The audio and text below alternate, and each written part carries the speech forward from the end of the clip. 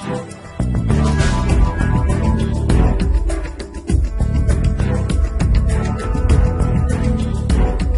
on the Capital Show, we welcome British author and cultural commentator Charles Cornish-Dale, widely known online as Egg Nationalist. With more than 300,000 followers and a growing international readership, he has become one of the most provocative voices in the debate over masculinity, liberalism, cultural decline, and the future of the West. His latest book, The Last Man, Liberalism and the Depths of Masculinity, argues that modern liberal societies are facing demographic, cultural, and biological decline. Tonight, we're going to discuss with you many topics: President Trump, the future of the UK, the conservative movement, and the cultural crossroads facing the transatlantic world. You are most welcome. It's wonderful to be with you, Maria. Thank you. Let's start with Britain. Now, Mm. England is facing economic pressure, immigration debates, identity question. So, how can you read this crisis? How can you describe it for us? Yeah, I mean, I'm sure a lot of Americans are aware now of the kind of profound difficulties that Britain is facing. I think it's something that's really been brought into focus actually since Elon Musk took over Twitter. Elon Musk has been talking a lot actually about what's wrong with Britain and getting under the skin of Keir Starmer, who's the current Prime Minister, Labour Prime Minister, mainly because Keir Starmer has been trying to, like other European leaders, has actually been trying to exert pressure on Elon Musk and to try and encourage censorship on social media and particularly on Twitter, which is of course the world's it's the global public square. But yes, I mean we're facing some profound problems in the UK at the moment. I think they've been decades and decades in the making. The effects of mass immigration in particular, I think, are really starting to make themselves felt now. So the modern era of mass immigration really began in 1997 with Tony Blair and the new Labour administration. It was a deliberate policy. It was a deliberate attempt to change the demographics of Britain and to make it Mm-hmm. to make it difficult, actually, or even impossible for a truly conservative or right-wing government ever to be elected again. And there were revelations from aides and ministers Yeah. in the sort of early 2000s where they actually said, that was the aim. So we're really starting to see the social effects and political effects of a generation of mass immigration. Tens of millions of people have come into Britain and changed Britain as a nation quite fundamentally. What is the cause that make the British conservatism failed to confront cultural issues directly? What was the main point, main cause of this?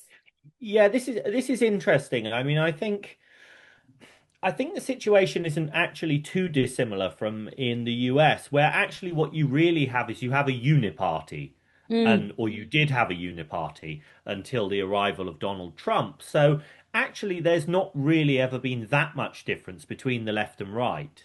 And there certainly hasn't been much difference between the left and the right since Tony Blair in Britain, since 1997. I think immigration has been used by conservatives, and you have to remember that the conservatives were in power for 14 years, from 2010 as part of a coalition with the Liberal Democrats until 2024. They had mm, 14 years in power. And instead of reversing any of the profound changes that were brought in by New Labour, mm, they actually they actually continued the trends. They made mass immigration worse, mm. despite pledging in their manifestos that they would do the opposite. Um, I mean, I think in many respects, throughout, not just in Britain, but in Western nations, all Western nations, or most Western nations, mass immigration has been used as a kind of, A weapon. It's a say, weapon. it's a weapon, but I think it's also been used as a kind of trick to address economic problems, to address demographic problems Mm, in the most short-term way possible. So it's like, well, the economy isn't growing, so what are we going to do? We're going to import more people. Oh, yeah. Mm. The native population aren't breeding, they're breeding below the replacement Mm. fertility rate. So what are we going to do? We'll just import a birth rate from elsewhere. And in the short term, the numbers continue to go up, Grow and up. that is Yeah. fundamentally that is what governments, since the Second World War have done. They've chased these numbers on a graph. They want the numbers to go up, GDP, population, and so on. And so it's a short term, it's been used as a short term fix, and it's made some people a lot of money. Some people Yeah. have So that, benefited quite handsomely. Big business has benefited quite handsomely from, mass immigration, uh, large numbers of people coming in, undercutting native workers, keeping wages low. Um, I mean, I think it's fundamentally the product of a corrupt system, like in the US, a policies. Yeah, uniparty yeah, yeah, yeah, system. exactly. And President Trump is very devoted to put an end of it. Yes. So, in The Last Man, your book, you argue that liberalism has contributed to a decline in masculinity. What is your Mhm. thesis in one sentence? Well, my central thesis is that this is always a hard one. One sentence. Okay, so is that masculinity is in decline across the Western world because not only is liberalism a system that provides very few satisfying outlets for men to behave like men and to express their masculinity, but also because we have created an incredibly toxic environment full of harmful chemicals and other substances that reduce testosterone, the master male hormone. So we can say this is biological, or can we combine it as a cultural effect and political, or the three Yeah. combined together? Well, I think with any kind of complex social phenomenon, there are always multiple causes. And yeah, I think in the case of masculine decline, in the case of testosterone decline, what you're actually talking about is, yes, you're talking about political and cultural problems.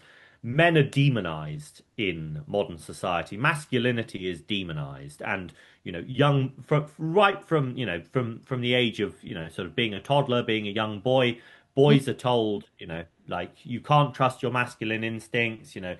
being traditionally masculine is bad. So you've got this political and cultural problem, but you've also got a biological problem, which is really only now starting to be appreciated. But thankfully it is because of RFK Jr., the Make America Healthy Again movement in particular.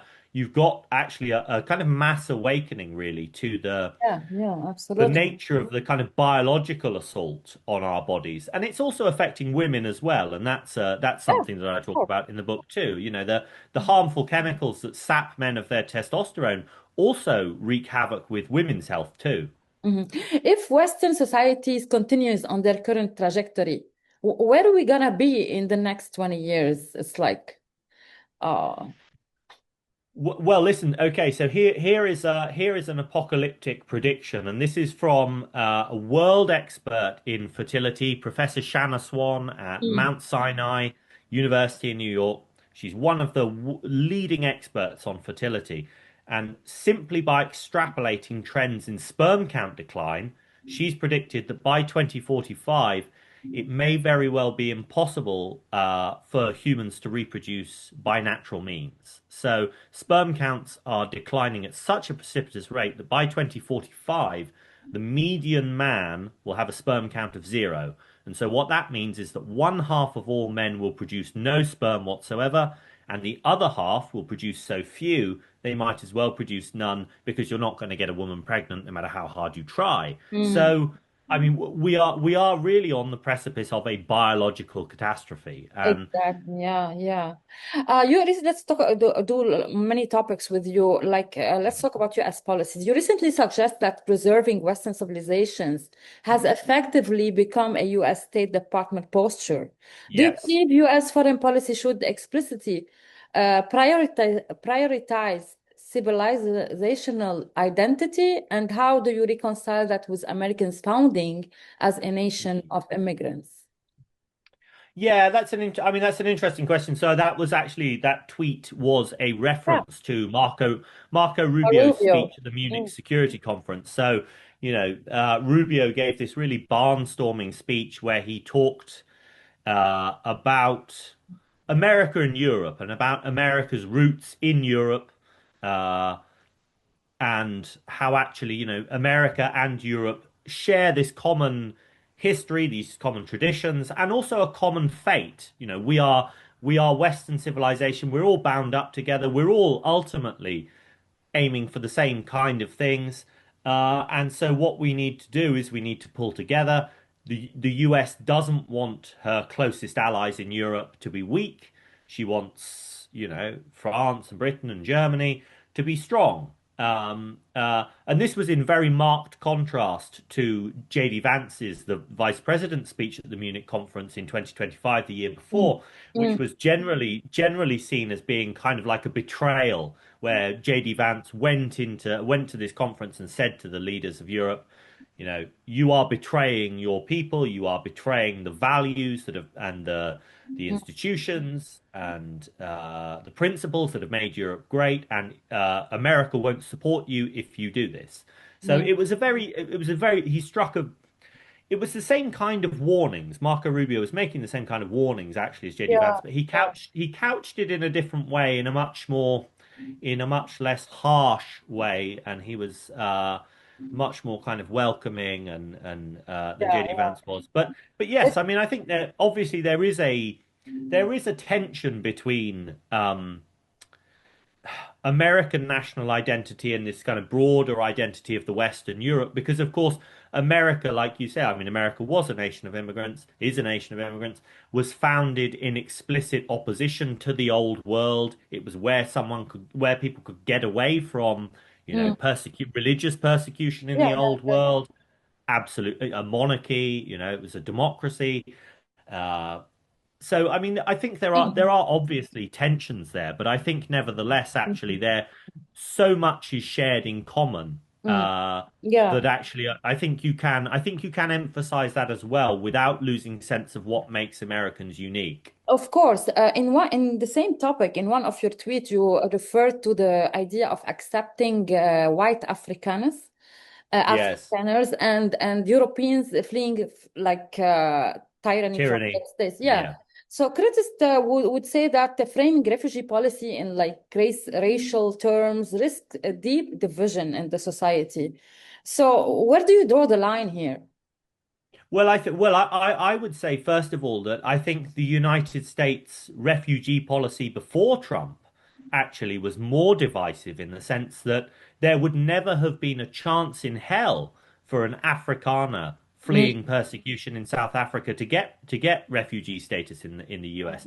And in fact, it was official US sort of State Department policy not to recognize the murder of Afrikaner farmers in South Africa as a deliberate, targeted racial phenomenon. I mean, I think what you have to understand about the refugee policy now in the US is that actually they've reduced the numbers enormously. It's down from something like a cap of 100,000 to a few thousand, and what they're doing is they're giving priority to groups who have never had priority before. Certainly not since 1965. and- Certainly not since sort of Hart-Celler and the profound changes that happened to American immigration. Uh, Under Lyndon B. Johnson and since. mm, So I wouldn't say that US refugee policy is necessarily just framed in racial terms. I think what it is it's a corrective to the way that US refugee policy has operated for decades. mhm, And it's also, I think, a recognition of the fact that actually, um, certainly in Europe, I mean, political conditions are getting very bad in Europe, and a lot of ordinary patriotic people are being persecuted by their governments for being patriotic and mhm. simply for wanting, let's say, an end to mass immigration, for example. So it's a change in priority, and I think it's a Yeah. but I don't think it should just be seen as like a pro-white thing. I don't think it's like a white supremacist thing or anything like that. I think that what it is it's just a corrective to the way that Of, corrected. the policies worked Yeah, yeah. before. You praised what you call the elevation spirit. in Switzerland, raised The Helvetian spirit. Yeah, in yeah. Haiti. Yeah. So what is that? And how should leaders like President Trump interpret that tent in terms of transatlantic relations? Can you explain this term and what's going on there? Yeah, no, that was just in reference to some Swiss patriots. I think they were protesting the murder of a so there was a young right-wing man in France. I Mm, think I forget his name. I forget his name. But he was murdered by left-wing Antifa types. Basically, he was beaten to death in the street, and he was part of a group that was protecting some young women who were protesting the government's migration policies, mm. and he was beaten to death. And anyway, these Swiss patriots were just protesting, I think, or holding a rally kind of thing in Geneva or wherever. Um, I mean, the reference to the Helvetian spirit was just a kind of ironic thing, but like we tend to think of Switzerland as a very, very peaceful country up in the mountains, you know, away from all of the nastiness happening down in the rest of Europe, World War Two, World War One, all that kind of stuff. It's But becoming it's contagious, yeah, contagious. Contagious. it has become contagious, and in the long term, actually, if you know anything about history, you'll know that the Swiss, throughout the Middle Ages and into the modern period, have provided some of the finest mercenary soldiers in Europe. So, I talked in the tweet. I talked about the fact that when Louis XVI was arrested in 1792 to be taken for execution, he was being guarded by Swiss guards, and they were massacred at the Tuileries Palace. The Pope is still guarded by Swiss guards in the Vatican. So it was just a commentary on the fact that yes, like you say, I think this patriotic movement in Europe really is contagious, and it's popping up in places that you wouldn't necessarily think you'd see it, like Switzerland, which is peaceful and very prosperous, but actually has had a huge amount of immigration in recent decades, and it has caused serious problems. Mhm. Let's talk about President Trump. Do you think he represents a border civilizational shift in the West, or it's like a temporary reaction to liberal dominance? I mean, Trump is definitely a reaction. I think that the MAGA movement is definitely a reaction. It's a reaction to decades and decades of American decline, arguably managed decline, decline that wasn't inevitable, but that was accepted and even encouraged by America's elites. So, I mean, I think MAGA is definitely reaction, and I think Donald Trump, yes, is a reaction. But I also think that he represents, in many respects, the future of the West. I think that he's redefined the limits of what's possible for right-wing parties, for conservative parties throughout the Western world. So, nobody before Trump returned to office was really talking about mass deportation. They didn't think that mass deportations would be feasible.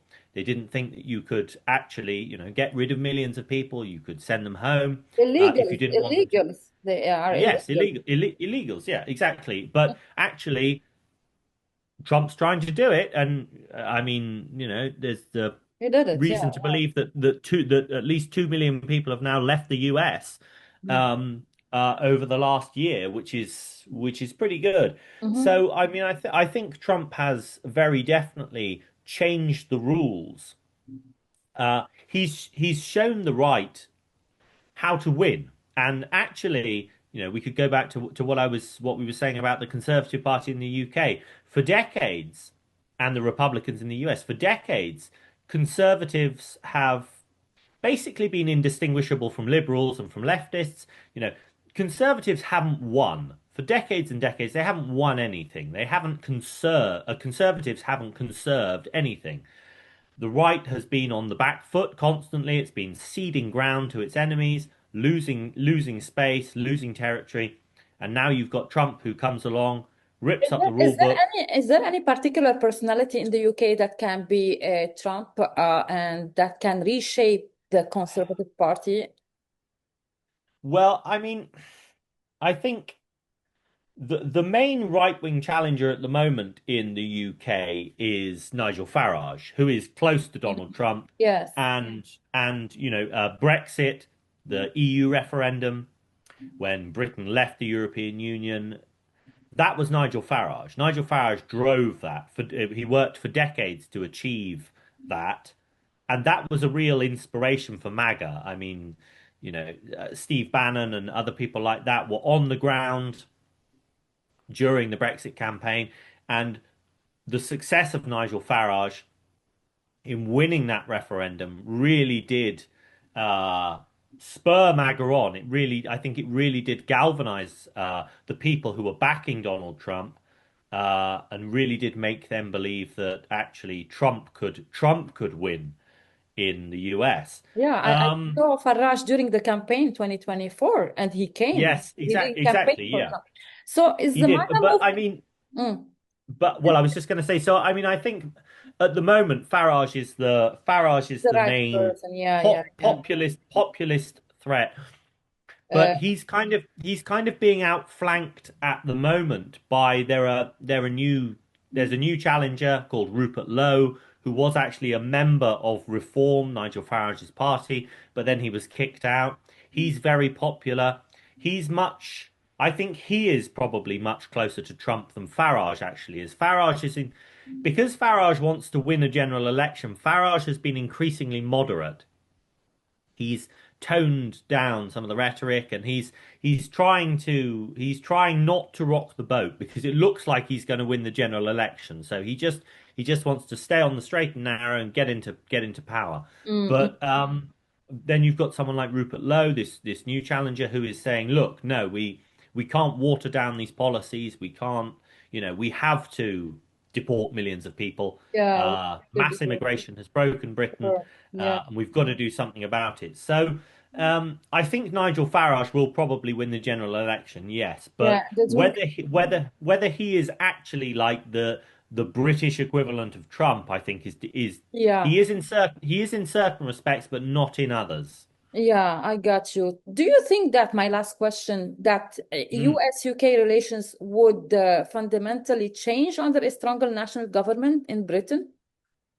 Well, I mean, one of the things actually that I think is quite encouraging about the second Trump presidency is that Trump is encouraging European nations to stand up for their own interests. Mm, And it's often presented in the media as Trump's bullying Europe. Trump might withdraw the US from NATO. Trump is saying that European nations need to pay more for their own defense.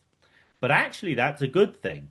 mm, Actually, I think a dose of reality and encouraging Europeans actually to defend themselves, not to rely on America to provide defense and a nuclear umbrella, a nuclear shield, and all this kind of stuff, will only be actually for the benefit of Europe. So um, I think it would be better for Europe not to be so in the shadow of America, not to rely so heavily on America for defense and to project power and all this kind of stuff. So, yeah, I mean, I could fundamentally with a nationalist prime minister in the UK, then yes, there could be something of a reset in terms of relations between the US and the mm. UK, where actually the UK starts to kind of wean itself off the dependency on Yeah, America that yeah. it's had for decades since the end of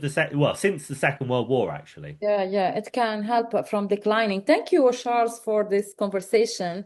Whether we agree with you or not, you are undeniably contributing to a larger conversation about identity, leadership, and the future of Western civilization. And I advise everyone to follow you on Raw Egg Nationalist on Twitter. Thank you for being on the Capital Show.